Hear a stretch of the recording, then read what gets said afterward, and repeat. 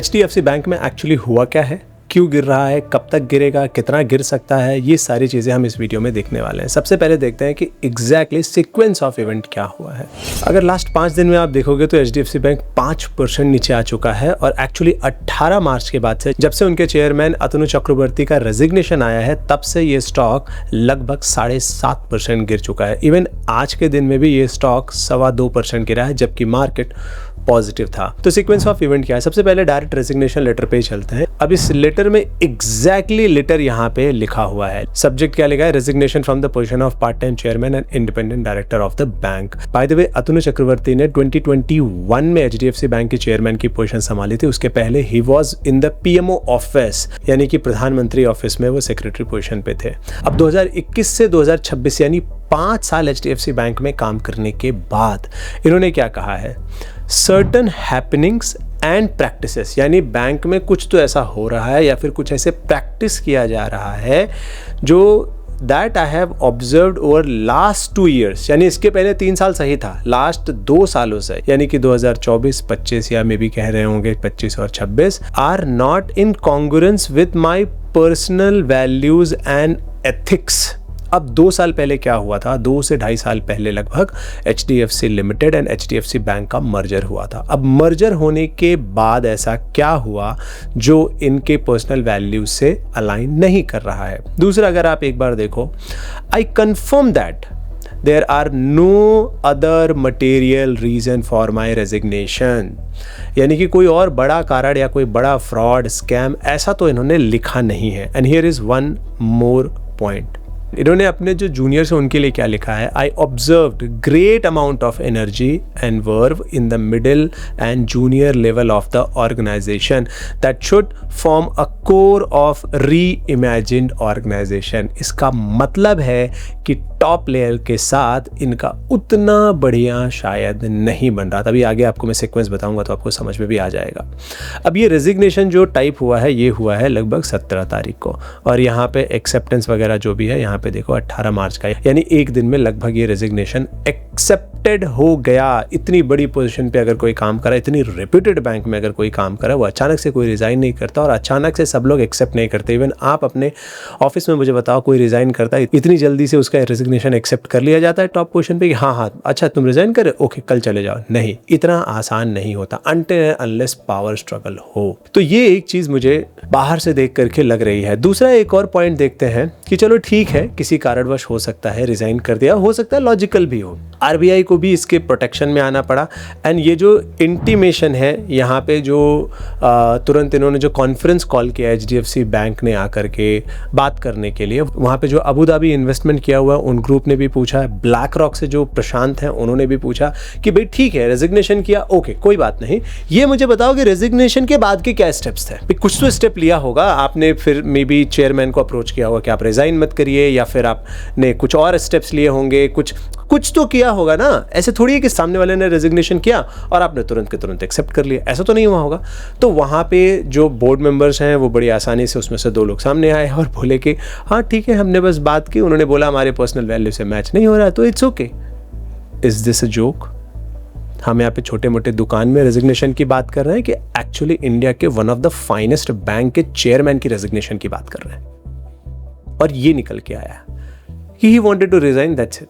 मतलब टोन और जो जेस्चर था वो ऐसा ही था, मे बी वर्ड्स कुछ आगे पीछे होंगे, ये ऐसे ही था।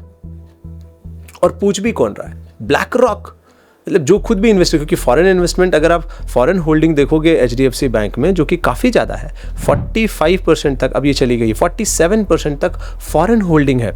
इसमें कौन कौन है? वैंगार्ड है, गवर्नमेंट ऑफ सिंगापुर है, गवर्नमेंट पेंशन फंड है, ग्लोबल, यानी कि बहुत बड़े बड़े इसमें इंस्टीट्यूशंस इन्वेस्टेड है। बोर्ड मेंबर्स ने कुछ भी क्लीन जवाब नहीं दिया। ये दूसरा जो सिग्नल है ना, ये अच्छी बात नहीं लगी। ये और क्लियरिफाई करता है, या फिर आप कह लो कि इस तरफ इंडिकेट करता है कि भाई कुछ तो गड़बड़ चालू है। गड़बड़ मतलब पावर का स्ट्रगल चालू है। मे बी HDFC लिमिटेड और HDFC के मर्ज होने के बाद जो वहाँ की लीडरशिप आई और जो ये लीडरशिप है, उनके बीच में क्या चल रहा है, डोंट नो। तो ये एक चीज़ समझ में आई है। और अगर आप डेटा वाइज देखोगे तो 2 साल पहले, यहाँ पे देखो ये जो सडन जंप है सेल्स में, यही सितंबर 2023 में जब मर्जर हो गया था, लगभग कंप्लीट हो गया था उसके थोड़ा पहले, तो यहाँ से आपको ये सेल्स पे राइज दिखाई दे रहा है। बट इसके बाद भी देखो कंपनी का सेल्स, प्रॉफिट, ये सब तो बढ़ रहा है। एंड ऑफ कोर्स यहाँ पे कुछ कंसोलिडेशन है पिछले 1 साल में, विच इज़ ओके। मुझे नहीं लग रहा इतना बड़ा कोई फ्रॉड हुआ होगा, बट अभी तक डेटा कुछ भी नहीं आया है कि एग्जैक्टली क्या हो रहा है। जितनी बार चक्रवर्ती जी से पूछा गया वो वही बोले कि भाई मेरी पर्सनल वैल्यूज़ मैच नहीं हो रही थी।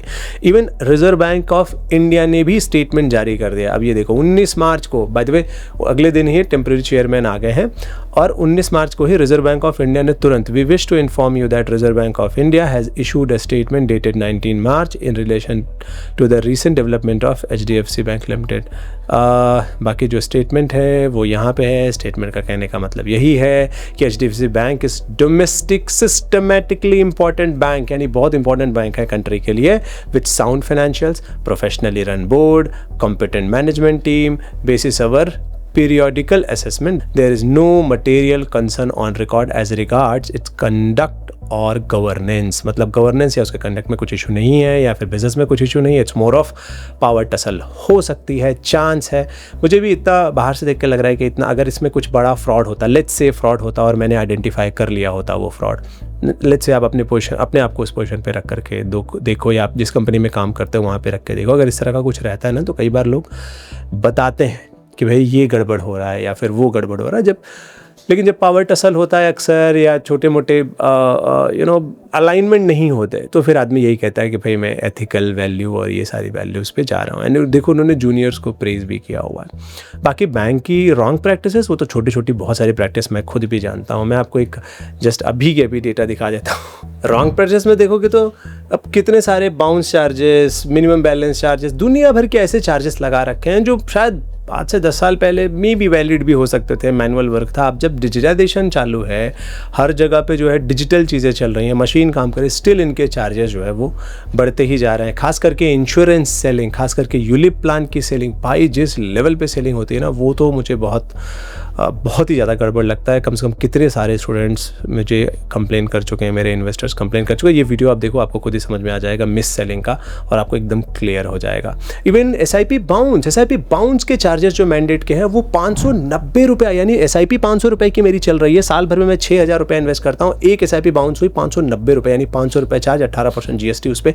ये देखो 3 SIP बाउंस हुई मेरे एक अभी इन्वेस्टर की, एंड 3 SIP बाउंस में 3 बार 590 काट ली है बैंक ने। मतलब कितने सारे प्रैक्टिसेस तो मतलब ऐसे आंखों के सामने हैं। लेकिन RBI इन पे शायद जागता नहीं है, या फिर मैं कहूँगा कि सेबी को इस पे ज़रूर खबर लेनी चाहिए, बैंकों से पूछना चाहिए कि भाई ऑटोमेटेड SIP में तुमको 590 रुपये बाउंस करने का क्या चार्ज ले रहे हो, किस बात का चार्ज है? कोई चेक बाउंस हुआ है, कोई लोन बाउंस हुआ है, कोई कमिटमेंट थी सामने वाले की तुमको देने की, वो बाउंस हुई? भाई अपना इन्वेस्टमेंट है, मेरा अपना इन्वेस्टमेंट है, तुमने सिर्फ एक मैंडेट दे रखा है, बस उसके लिए तुम 590 रुपया लोगे। This is wrong. ऐसे बहुत सारे रॉन्ग प्रैक्टिसेस एक्चुअली हैं बैंकों के, जो मे बी किसी को अगर परेशान किया जाए तो उसको ऐसा लग सकता है। बट इंपॉर्टेंट बात यह है कि ये 5 साल से यहाँ पे थे, इसी बैंक में थे। 3 साल से तो ही सेइंग कि बढ़िया था, लास्ट का 2 साल ही गड़बड़ था, तो 2 साल में ये मर्जर ही हुआ है। तो वही मुझे एक पॉइंट आ रहा है कि मर्जर के बाद शायद कुछ पावर टसल चालू हुआ हो। बाकी स्टॉक होल्डर्स क्या कर सकते हैं? अगर आपका ट्रस्ट जो पहले दिन HDFC में था, अगर वो अभी भी है, गवर्नेंस ऐसा लग रहा है कि हाँ थोड़ा बहुत टर्बुलेंस आया है, इससे आपको वैल्यूएशन कुछ मिल रहा है, तो आप अपना कॉल ले सकते हो।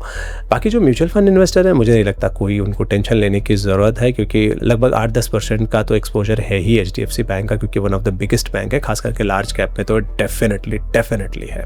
तो मुझे नहीं लगता एज अ इन्वेस्टर कोई बड़ा एक्शन लेने की ज़रूरत है। बट हाँ, जो स्टॉक होल्डर्स हैं, they can review their stocks. By the way, ये स्टॉक मैं खुद भी होल्ड करता हूँ, बट इस पर मैं फिलहाल कोई चेंज नहीं कर रहा हूँ। यस, मेरे पास पहले बड़ी पोजीशन थी, बट आई थिंक 3 महीना पहले मैंने कुछ पोजीशन कम की थी। आई डोंट नो उसमें मैंने क्या रिसर्च किया था, कुछ तो करके कम किया था। तो बट मुझे ऐसा कोई पर्सनली इतना बड़ा दिक्कत नहीं लग रहा है। बाकी जब एक्चुअल डिटेल आएगी कि क्या एथिकल रॉन्ग प्रैक्टिसेस हो रहे हैं, तब जा करके रियल डेटा मालूम पड़ेगा। जब तक डेटा नहीं आएगा तब तक तो ये बस हवाबाजी हो जाएगी, और हवाबाजी में ज़्यादा कुछ डिसीजन लेकर के फ़ायदा नहीं है। रियल डेटा जब तक नहीं आता तब तक हमें मुझे नहीं लगता कुछ ऐसे हार्ड एक्शंस लेना चाहिए। एंड ये टर्बुलेंस रहेगा, मुझे नहीं लगता ये टर्बुलेंस इतना जल्दी चला जाएगा, क्योंकि जब पावर टसल चालू होती है ना, तो वो इतना 1-2 दिन में रिजॉल्व नहीं होते। छोटे बच्चों की फाइट नहीं कि चलो यार रिजॉल्व हो गई, वो आपको भी समझ रहे हैं, आपने भी दुनिया देखी होगी, वो चलता है थोड़ा। तो ये पावर टसल तो रहेगा, बट हाँ, एक बार जब स्टेबलाइज हो जाएगा तो मुझे लगता है कि अच्छा ये रिटर्न वगैरह फ्यूचर में देना चाहिए। एटलीस्ट इस वीडियो का पर्पस पैनिक क्रिएट करना तो बिल्कुल भी नहीं था, एक थॉट देना था कि भाई क्या थॉट है और सीक्वेंस ऑफ इवेंट्स क्या हो रहे हैं, अमित शाह की भाषा में कहें तो क्रोनोलॉजी क्या है। बाकी आपका अगर कुछ थॉट है, क्वेश्चन है, तो आप जरूर कमेंट सेगमेंट में बता सकते हैं, या फिर अपना व्यू भी शेयर कर सकते हैं। बाकी मिलते हैं नेक्स्ट लर्निंग वीडियो में। Thank you so much, bye and जय हिंद।